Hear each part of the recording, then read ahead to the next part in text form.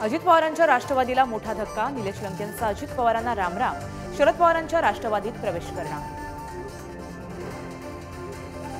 लोकसभा निवडणुकांच्या आचारसंहितेपूर्वी राज्य मंत्रिमंडळाची आज बैठक। कोणत्या मोठ्या घोषणा होणार याकडे राज्याचं लक्ष।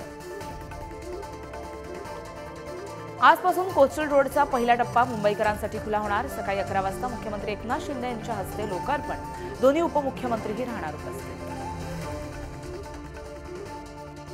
5 वर्षांचा वनवास खूप झाला, आता पुढे नको। पंकजा मुंडेंकडून पुन्हा एकदा लोकसभा लढण्याबाबत सूचक विधान।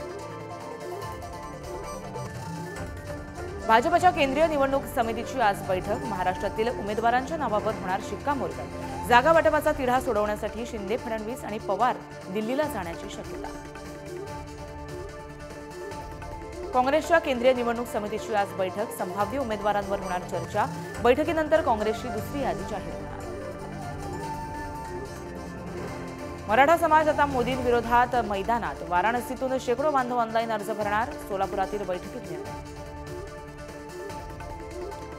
रवींद्र वायकर यांच्या शिंदेंच्या शिवसेनेतील प्रवेशानंतर ठाकरेंचे कार्यकर्ते आक्रमक। मुंबईच्या जोगेश्वरीमध्ये वायकरांचे बॅनर फाडले। वायकर यांच्या फोटोलाही काळं फासलं। विद्यार्थ्यांना गृहपाठ देण्याऐवजी शाळेतच अभ्यास करून घ्यावा। राज्यपालांचं शिक्षकांना आवाहन। शिक्षण तज्ज्ञांकडून नाराजीचा सूर। राष्ट्रवादी पक्ष आणि चिन्ह वादावर आज सुप्रीम कोर्टात सुनावणी। निवडणूक आयोगाच्या निर्णयाविरोधात शरद पवारांकडून याचिका दाखल। Thank you.